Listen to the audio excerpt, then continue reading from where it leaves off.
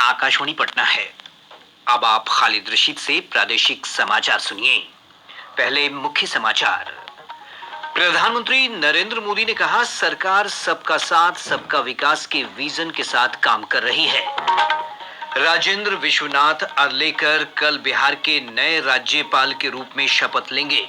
Patna high court के कार्यकारी मुख्य न्यायाधीश चक्रधारी शरण सिंह राज्यपाल को शपथ दिलाएंगे। निगरानी जांच ब्यूरो ने फर्जी प्रमाण पत्र के आधार पर नियोजित वैसे सभी शिक्षकों को गिरफ्तार करने का निर्देश दिया जिनके खिलाफ एफआईआर दर्ज है। और उप मुख्यमंत्री तेजस्वी प्रसाद यादव ने कहा, राज्य मंत्रिमंडल के विस्तार में कांग्रेस को केवल एक मंत्री पद दिया जाएगा। अब समाचार विस्तार से। प्रधानमंत्री नरेंद्र मोदी ने कहा है कि न्यू इंडिया सबका साथ सबका विकास के विजन के साथ काम कर रहा है और सरकार उन लोगों तक पहुंचने का प्रयास कर रही है जो लंबे समय से हाशिए पर थे। नई दिल्ली में आदि महोत्सव को संबोधित करते हुए प्रधानमंत्री ने कहा कि जब देश पिछड़े वर्गों को प्राथमिकता देता है तो प्रगति का रास्ता अपने आप खुल जाता है।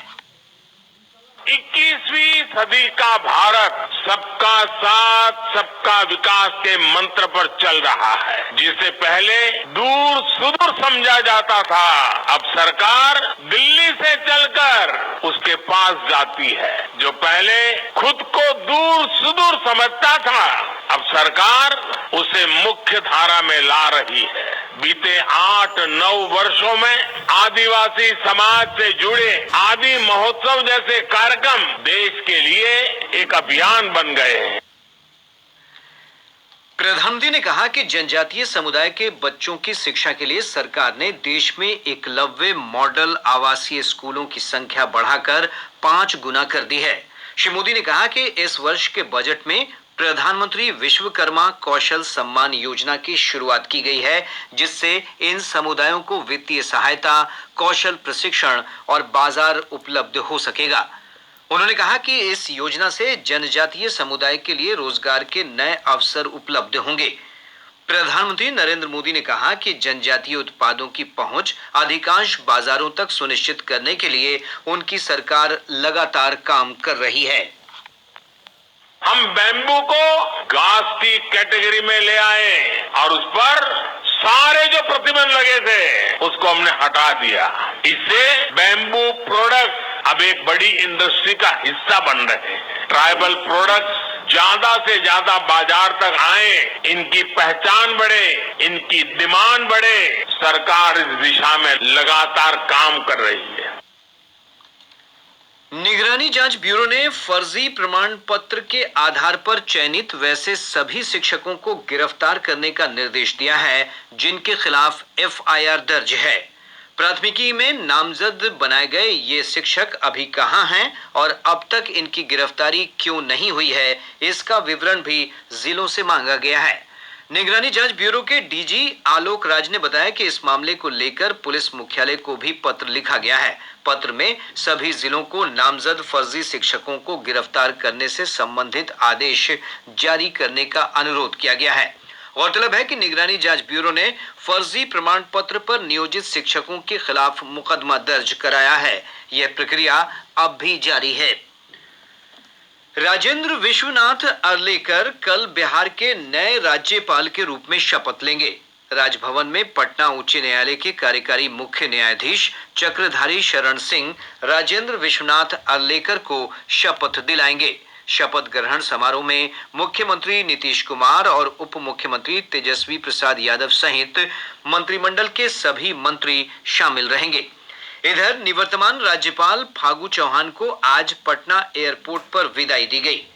श्री फागू चौहान मेघालय के नए राज्यपाल बनाए गए हैं। पटना हाईकोर्ट ने आरक्षण के मामले में कथित गड़बड़ी को लेकर सहायक प्राध्यापक के परीक्षा परिणाम पर रोक लगा दी है। न्यायाधीश संजीव प्रकाश शर्मा ने वसुंधरा राज और संगीता कुमारी की ओर से दायर याचिका की सुनवाई करते हुए ये फैसला सुनाया है। याचिकाकर्ताओं ने बिहार राज्य विश्वविद्यालय सेवा आयोग की ओर से आयोजित परीक्षा में मनमाने ढंग से पिछड़ा वर्ग को अनारक्षित कोटि में डालने का आरोप लगाया है। इधर राज्य सरकार के अलग अलग विभागों में जूनियर इंजीनियर के 6000 से अधिक पदों पर नियुक्ति के लिए नए सिरे से विज्ञापन प्रकाशित किया जाएगा। पटना हाईकोर्ट में इस मामले की सुनवाई के दौरान न्यायालय ने राज्य सरकार को नियुक्ति नियमों में परिवर्तन करने और 4 महीने के अंदर विज्ञापन निकालने का निर्देश दिया है। उप मुख्यमंत्री तेजस्वी प्रसाद यादव ने कहा है कि राज्य मंत्रिमंडल विस्तार में कांग्रेस को केवल एक मंत्री पद दिया जाएगा। गौरतलब है कि कांग्रेस पार्टी ने 2 सीटों की मांग की है। पटना में संवाददाताओं से बातचीत करते हुए श्री यादव ने कहा कि मंत्रिमंडल में सभी पार्टियों का कोटा पहले ही तय हो चुका है। इसी कोटे के अनुसार कांग्रेस से एक और मंत्री बनाया जाना है। पहले यही तय था कि कांग्रेस के एक मंत्री जो है जब विस्तार होगा तब जो है बनाया जाएगा, और ये तो बाकायदा उस समय घोषणा हुई न थी। उल्लेखनीय है कि मुख्यमंत्री नीतीश कुमार ने मंत्रिमंडल विस्तार के सवाल पर पूर्व में कहा था कि इसका निर्णय उप मुख्यमंत्री तेजस्वी प्रसाद यादव करेंगे। अग्निवीर योजना के तहत मुजफ्फरपुर सेना भर्ती कार्यालय के लिए ऑनलाइन पंजीकरण आज से शुरू हो गया है। इच्छुक उम्मीदवार joinindianarmy.nic.in पर 15 मार्च तक पंजीकरण करा सकते हैं। इसके तहत पूर्वी चंपारण, पश्चिमी चंपारण, शिवहर, सीतामढ़ी, दरभंगा, मधुबनी, समस्तीपुर और मुजफ्फरपुर के पुरुष अभ्यर्थियों का पंजीकरण होगा। मुजफ्फरपुर सेना भर्ती कार्यालय के निदेशक कर्नल बॉबी जसरोटिया ने बताया कि भर्ती प्रक्रिया में 17.5 से 21 वर्ष तक की आयु वर्ग के युवा शामिल हो सकते हैं। श्री जसरोटिया ने बताया कि ऑनलाइन परीक्षा अप्रैल में आयोजित की जाएगी। उन्होंने कहा कि सेना ने इस वर्ष भर्ती प्रक्रिया में कुछ परिवर्तन किया है। अब ऑनलाइन लिखित परीक्षा में सफल उम्मीदवारों को ही शारीरिक भर्ती के लिए दौड़ रैली में शामिल किया जाएगा। भारतीय खाद्य निगम की ओर से कल आयोजित दूसरी नीलामी में 3 करोड़ 85 लाख मीट्रिक टन गेहूं की बिक्री की गई। दूसरी ई नीलामी में निगम ने गेहूं की बिक्री से 901 करोड़ रुपए अर्जित किए हैं। देश में गेहूं और आटे की बढ़ती कीमतों को काबू में रखने के लिए निगम की ओर से गेहूं की नीलामी की जा रही है। देश भर में नीलामी के जरिए हर बुधवार को गेहूं की बिक्री मार्च 2023 के दूसरे सप्ताह तक की जाएगी। इधर प्रदेश में व्यापार मंडल और पैक्स के माध्यम से 1 नवंबर से शुरू हुई धान खरीद की प्रक्रिया में 42 लाख मीट्रिक टन से अधिक धान की खरीद हुई है। राज्य सरकार ने इस वर्ष 45 लाख मीट्रिक टन धान खरीद का लक्ष्य रखा था। शेष खबरें एक अंतराल के बाद। प्रादेशिक समाचार आप आकाशवाणी पटना से सुन रहे हैं।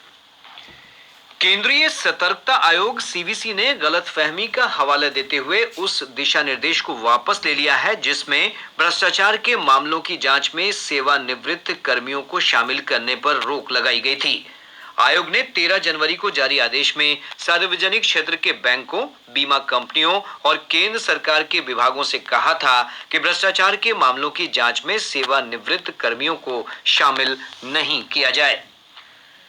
पटना स्थित निगरानी की विशेष अदालत ने भारतीय पुलिस सेवा के वरिष्ठ अधिकारी आदित्य कुमार की अग्रिम जमानत याचिका खारिज कर दी है। आर्थिक अपराध इकाई ईओयू गया के पूर्व एसपी आदित्य कुमार के खिलाफ भ्रष्टाचार निवारण अधिनियम के तहत आय से अधिक संपत्ति अर्जित करने के मामले में मुकदमा दर्ज कर अनुसंधान कर रही है।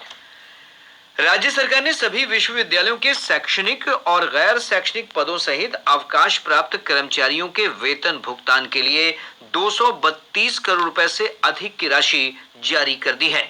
इस राशि से फरवरी माह के वेतन का भुगतान किया जाएगा। प्रदेश के अधिकांश भागों के अधिकतम और न्यूनतम तापमान में उतार चढ़ाव का सिलसिला जारी है। पिछले 24 घंटों के दौरान किशनगंज में अधिकतम तापमान 28 डिग्री सेल्सियस रिकॉर्ड किया गया। वहीं आज गया में न्यूनतम तापमान 8.7 डिग्री सेल्सियस रिकॉर्ड हुआ है। पटना में हल्का कुहासा भी छाया रहा। मौसम विज्ञान केंद्र पटना की वैज्ञानिक नेहा कुमारी ने बताया है कि अगले कुछ दिनों के दौरान राज्य के न्यूनतम तापमान में 2 से 4 डिग्री सेल्सियस की बढ़ोतरी की संभावना है।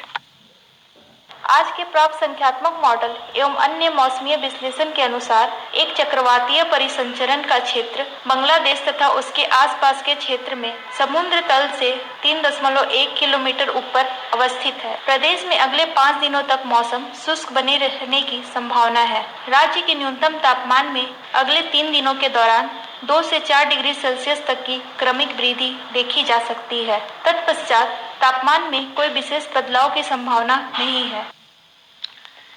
राज्य सरकार सभी प्रखंडों में जल्द ही कनीय क्षेत्रीय अन्वेषकों की नियुक्ति करेगी। योजना और विकास विभाग के अपर मुख्य सचिव अरुणेश चावला ने बताया कि इस संबंध में प्रस्ताव सामान्य प्रशासन विभाग को भेज दिया गया है। सहमति मिलने के बाद नियुक्ति की अधियाचना कर्मचारी चयन आयोग को भेजी जाएगी। राज्य सरकार के कार्यालयों में विलंब से आने वाले पदाधिकारियों और कर्मियों के अवकाश में कटौती कर समय की भरपाई की जाएगी। गृह विभाग के अपर मुख्य सचिव चैतन्य प्रसाद ने इस संबंध में सभी विभागों को पत्र जारी किया है। कार्य दिवस में सुबह 10:30 बजे के बाद कार्यालय में उपस्थिति दर्ज कराने वाले अफसरों और कर्मियों पर कार्रवाई होगी। प्रदेश के सभी श्रेणी के सरकारी अस्पतालों में भर्ती मरीज अब जीविका समूह की ओर से तैयार खादी वस्त्र ही पहनेंगे। राज्य सरकार ने मेडिकल कॉलेज अस्पतालों और सदर अस्पताल से लेकर अनुमंडल स्तर तक के अस्पतालों में भर्ती मरीजों के ड्रेस की आपूर्ति की जिम्मेदारी जीविका समूह को देने का फैसला किया है। इस योजना के लिए 14 करोड़ रुपए से अधिक की राशि स्वीकृत की गई है। अस्पतालों को खादी वस्त्रों की आपूर्ति बिहार चिकित्सा सेवाएं आधारभूत संरचना निगम के माध्यम से की जाएगी। इधर पश्चिम चंपारण के जिलाधिकारी कुंदन कुमार ने बगहा सदर अस्पताल में जीविका दीदियों की देखरेख में चलाए जाने वाले रसोई घर का शुभारंभ किया। अब अस्पताल में भर्ती मरीजों को इसी रसोई घर से तैयार खाना उपलब्ध कराया जाएगा। होली के अवसर पर यात्रियों की उमड़ने वाली भीड़ को देखते हुए रेलवे दिल्ली से बिहार के विभिन्न स्थानों के लिए 8 जोड़ी और स्पेशल ट्रेनों का परिचालन करेगा। इसके अलावा एक स्पेशल ट्रेन धनबाद से सीतामढ़ी तक चलाई जाएगी। इन ट्रेनों का परिचालन 2 मार्च से 20 मार्च के बीच होगा। इधर वाराणसी रेलवे स्टेशन पर चल रहे निर्माण कार्यों के कारण राजगीर वाराणसी बुद्ध पूर्णिमा एक्सप्रेस ट्रेन को 29 अप्रैल तक के लिए रद्द कर दिया गया है। दूसरी तरफ बख्तियारपुर राजगीर मेमू सवारी ट्रेन के समय में आज से परिवर्तन किया गया है। अब यह ट्रेन बख्तियारपुर से सुबह 6:25 की जगह 7:30 पर प्रस्थान करेगी। खगड़िया जिले के चित्रगुप्त नगर थाना क्षेत्र के चंपा नगर में एक वाहन के पानी भरे गड्ढे में पलट जाने से 3 लोगों की मौत हो गई। इधर मुंगेर जिले के असरगंज तारापुर मुख्य मार्ग पर लखनपुर के पास सड़क दुर्घटना में एक मैट्रिक परीक्षार्थी की मौत हो गई, जबकि एक अन्य छात्र घायल हो गया। कटिहार रेल पुलिस ने कैपिटल एक्सप्रेस और मालदा कटिहार सवारी ट्रेन से 100 लीटर विदेशी शराब बरामद की है। कैमूर पुलिस ने भभुआ शहर में पिछले दिनों एटीएम गार्ड की हत्या और 13 लाख रुपए लूट के मामले में शामिल 3 अपराधियों को गिरफ्तार कर लिया है। अरवल जिले के उप विकास आयुक्त रविंद्र कुमार ने क्षेत्रीय ग्रामीण स्वरोजगार प्रशिक्षण संस्थान में आज 1 महीने तक संचालित होने वाले सिलाई कढ़ाई कार्यक्रम का शुभारंभ किया। शेखपुरा जिले के चिवाड़ा प्रखंड के कुरमुरी गांव के दुर्गा पोखर में खुदाई के दौरान भगवान विष्णु की प्राचीन प्रतिमा मिली है। और अब अंत में मुख्य समाचार एक बार फिर। प्रधानमंत्री नरेंद्र मोदी ने कहा, सरकार सबका साथ सबका विकास के विजन के साथ काम कर रही है। राजेंद्र विश्वनाथ आर्लेकर कल बिहार के नए राज्यपाल के रूप में शपथ लेंगे। पटना हाईकोर्ट के कार्यकारी मुख्य न्यायाधीश चक्रधारी शरण सिंह राज्यपाल को शपथ दिलाएंगे। निगरानी जांच ब्यूरो ने फर्जी प्रमाण पत्र के आधार पर नियोजित वैसे सभी शिक्षकों को गिरफ्तार करने का निर्देश दिया जिनके खिलाफ एफआईआर दर्ज है। और उप मुख्यमंत्री तेजस्वी प्रसाद यादव ने कहा, राज्य मंत्रिमंडल के विस्तार में कांग्रेस को केवल 1 मंत्री पद दिया जाएगा। इसके साथ ही आकाशवाणी पटना से प्रसारित प्रादेशिक समाचार का ये अंक समाप्त हुआ।